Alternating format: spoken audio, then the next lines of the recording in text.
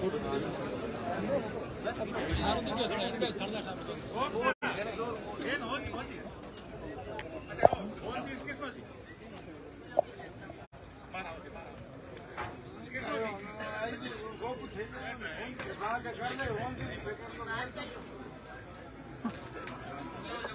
जा भाई बोलो जा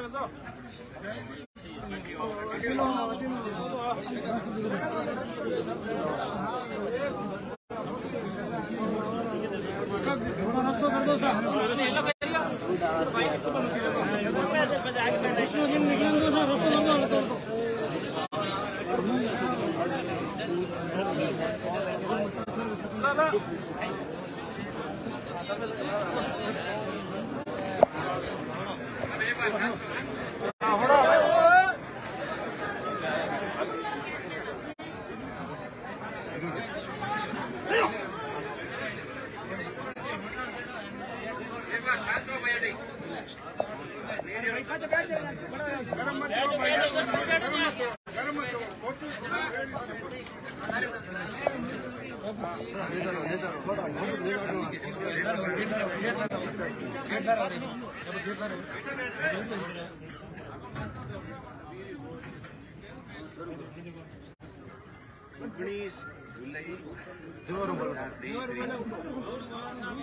સુબેરી ટેપ ઓ ઘરે પુના રામજીરો और अटे 4 जनों रो सामूहिक दुर्लभतम तरीके से हत्याकांड हुयो। मने इन घटना री जानकारी मैं इन परिवार री सदस्य हूँ एक ही टोणिया है। मने इन घटना री जानकारी सुबह 8 बजे मिली 8:30 बजे कल सुबह मैं अट आएगो। कल सुबह हूँ पूरी रात अटा सुबह 5 बजे गयो 2 मिनट घर जाना है और मतलब दुर्लभतम से दुर्लभतम अपराध हीनियस टू हीनियस ऑफेंस इससे ज्यादा कुछ नहीं कानून की परिभाषा में। इतना बड़ो हत्याकांड हुयो 30 साल की मेरी उम्र है। मैं जोधपुर के आसपास में कटी अड़ो हत्याकांड हुई। सब लोग आप भी आया, पुलिस प्रशासन आयो, जनप्रतिनिधि आया, सब लोगों की डिमांड ही मांग ही आक्रोश हो घटनाक्रम ने रखते हुए कि भाई एक परिवार हो, हंसतो खेलतो परिवार हो में 2 महिलाओं, एक बच्ची 5 महीनारी, एक आदमी की निर्मम तरीके में हत्या कर दी। तो इन परिवार ने न्याय दिलना न्याय हो कि मुलजिम सबसे पहले तो मुलजिम गिरफ्तार होने चाहिए जल्दी से जल्दी और दूसरा मुलजिम ने ऐसा कृत्य किस इंटेंशन से किया उसके पीछे रीजन क्या था वो सुराग मिले और पुलिस ने 1-2 घंटे में ही सारा मामला राज खुल गया। उसके बाद की बात थी कि परिवार को ज्यादा से ज्यादा सरकारी सहायताएं आर्थिक हो चाहे सरकारी नौकरी हो, इन जो बच्चे हैं आश्रित इनको पुलिस सुरक्षा हो और जो प्रकरण है उसका शीघ्र निस्तारण हो और जो दोषी है उनको जल्दी से जल्दी सख्त से सख्त सजा हो, उसके लिए प्रशासन से वार्तालाप की जाए। ये भी सब मतलब ढाणियों वालों के जो भी यहाँ आया उनकी सबकी यही डिमांड थी। तो हमने सबने एक मांग पत्र रखा, मांग पत्र बनाया। उस मांग पत्र की पहली मांग थी अपनी प्रकरण में संलिप्त सभी मुलजिमानों को हत्या की धाराओं में अभियुक्त बनाए जाए। आरोपियों ने हत्या के बाद घर में आग लगा दी थी जिससे मृतकों के आभूषण, गहने, अन्य घरेलू सामान जलकर राख हो गया था, जिसका उचित आर्थिक मुआवजा अलग से दिया जाए। ये पहली अपनी मांग थी। प्रशासन से रात को वार्ता हुई, इस मांग पर रात को सहमति बन गई थी और अभी भी सहमति बन गई है कि भाई जो भी मुलजिम है किसी को नहीं बख्शा जाएगा। और ये सामान्य सी बात है कि पुलिस ऐसे प्रकरण में कहीं पर भी कोई बेईमानी नहीं करती, हत्या जैसे, और ये तो हत्या क्या, ये तो दुर्लभतम केस। तो सभी जो मुलजिम होंगे किसी को नहीं छोड़ा जाएगा। थोड़ा बहुत भी अगर किसी का इनपुट आउटपुट है इस जो मुलजिम के जो मुख्य मुलजिम इसके साथ उसका मुलजिम बनाया जाएगा और जो नुकसान हुआ है जो पे जलकर राख हुए घरेलू सामान, उनके लिए भी एक मूल्यांकन करेंगे। भाई ये क्या है, इसकी कीमत वो मूल्यांकन के अकॉर्डिंग पैसे मिल जाएंगे आश्रित। दूसरी अपनी डिमांड थी, मृतक के आश्रित 2 पुत्र है, हरजीराम एवं रेवतराम, उनको सरकारी नौकरी दिलाई जाए। इस बात पे चर्चा हुई कलेक्टर साहब से, रात को अभी भी कलेक्टर साहब से ही चर्चा हुई। तो सरकारी नौकरी का तो इन्होंने बोल दिया भाई कोई प्रावधान नहीं, इस तरह सरकारी नौकरी न तो कभी किसी को ऐसे हत्याकांड में मिली है, न मैं कोई कमिट करूंगा। और संविदा कर्मी के रूप में इन दोनों बच्चों को नौकरी का और क्या क्या ये दिलवा देंगे। ठीक है। तीसरी बात थी, हत्याकांड में संलिप्त आरोपियों की जमीन कुर्क करके उस जमीन को गोचर श्रेणी की किस्म में डाला जाए। ये मानने जैसी बात नहीं है, क्योंकि खातेदारी लैंड है, खातेदार का हक होता है।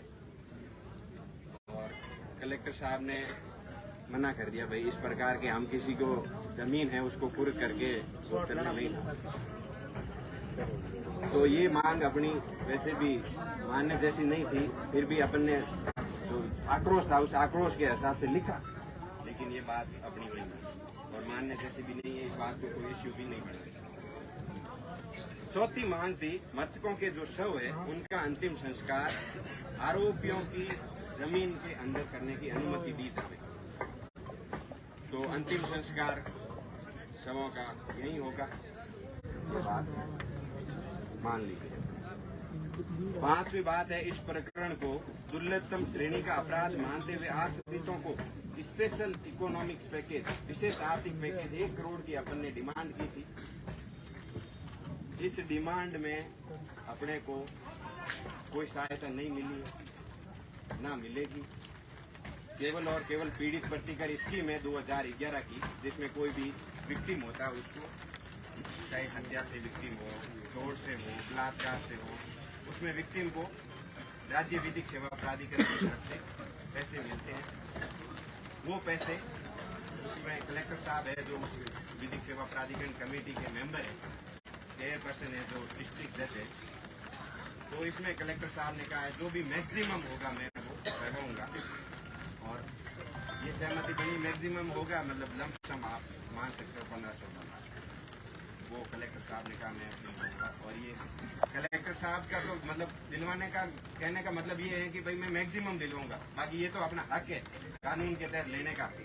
कलेक्टर साहब मना भी कर दे तो कलेक्टर साहब रोक नहीं सकते इस पीड़ित प्रतिकर स्कीम को लेने से अपने को। ठीक है, ये तो हत्या का केस था इसलिए पीड़ित है, ये कलेक्टर साहब कह रहे हैं कि भाई मैं मैक्सिमम करवाऊंगा, बाकी अदर केसेज होते हैं उनमें आवेदन खुद ही करता है पीड़ित और खुद ही पैसे। तो इस जो सबसे डिमांड थी, इस परिवार को आर्थिक मदद मिले सरकार की तरफ से, प्रावधानों के अतिरिक्त जाकर संवेदनशीलता दिखाते हुए सरकार पे, वो सरकार की ओर से कोई संवेदनशीलता नहीं दिखी और प्रावधानों के अतिरिक्त 1 रुपये का भी कोई आश्वासन नहीं मिला। और इस बात पे हमने परिवार को कहते हैं, हमसे मैं भी परिवार का हिस्सा हूँ, और पूनाराम जी के ससुराल वाले जो मृतका थी टापू देवी उसके पीर वाले सब बैठे थे, तो हमने सबने चर्चा की, सभी की एक राय हुई भाई कितने दिन बैठेंगे आखिर पैसे के लिए, और कौन गारंटी लेता है कि पैसे दिलवा देंगे और धरना चालू रखेंगे। ये बात वहां हुई, कोई गारंटी लेता है सरकार से पैसे दिलवाएंगे, चंदा नहीं दिलवाएंगे तो हमें लिख को दो, हमें धरना चालू रखेंगे। तो जितने भी जनप्रतिनिधि थे उन्होंने कहा गारंटी हम किसी चीज की नहीं देंगे। हाँ, मदद इस परिवार की करवाएंगे। नारायण जी ने बोला था 50 लाख रुपए मदद हम करवाएंगे, तो चाहे सरकार से करवाएं चाहे चंदे से करके हम कोई इकट्ठे करके दिलवाएं। तो परिवारजनों ने कह दिया हमें चंदे का रुपया चाहिए नहीं, जो भी हमारे मेंबर थे हमें तो चाहिए तो सरकारी मदद चाहिए, 1 रुपया भी किसी का इस परिवार को आर्थिक मदद के तौर पर चंदे के रूप में नहीं चाहिए। तो ये सारी बातें अपनी हो गई, न तो चंदे की बात हुई, न कोई आर्थिक पैकेज की बात हुई। लास्ट जो अपनी डिमांड है, प्रकरण में शीघ्र अनुसंधान कर विचारण हेतु फास्ट ट्रैक अदालत को सुपुर्द किया जाए। तो एसपी साहब से डिटेल से बात हुई, वो उन्होंने एक निश्चित कोई समय नहीं दिया, लेकिन अपन भी समय नहीं देते। वैसे तो 90 दिन का टाइम है पुलिस को चार्जशीट फाइल करने का कोर्ट में। मुलजिम गिरफ्तार हो जाता ना, उसके उसी दिन से 90 दिन गिनती के चालू हो जाते। 90 दिन में पुलिस को चार्जशीट फाइल करनी होती। लेकिन एसपी साहब से बात हुई तो उन्होंने कहा मैं हर एक पहलू को ध्यान में रखते हुए शीघ्र 20-25 दिन में चार्जशीट फाइल कर दूंगा और कोर्ट विचारण हेतु। ये बातें सारी हुई। उसके बाद शवों के अंतिम संस्कार के सहमति बन गई और आप सब लोग यहाँ आए, कल से बैठे हो। मैं पारिवारिक सदस्य के होने के नाते आप सबका धन्यवाद देता हूँ।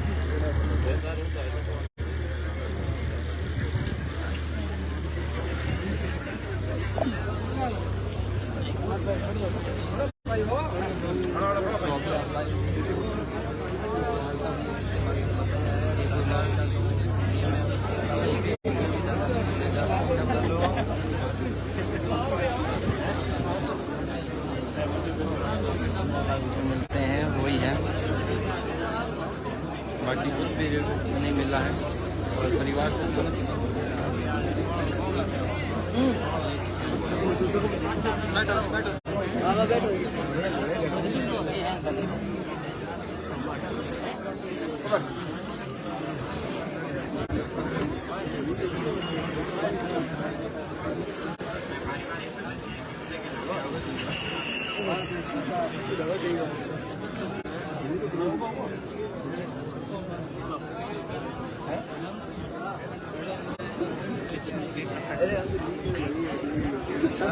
भागे हुए हैं।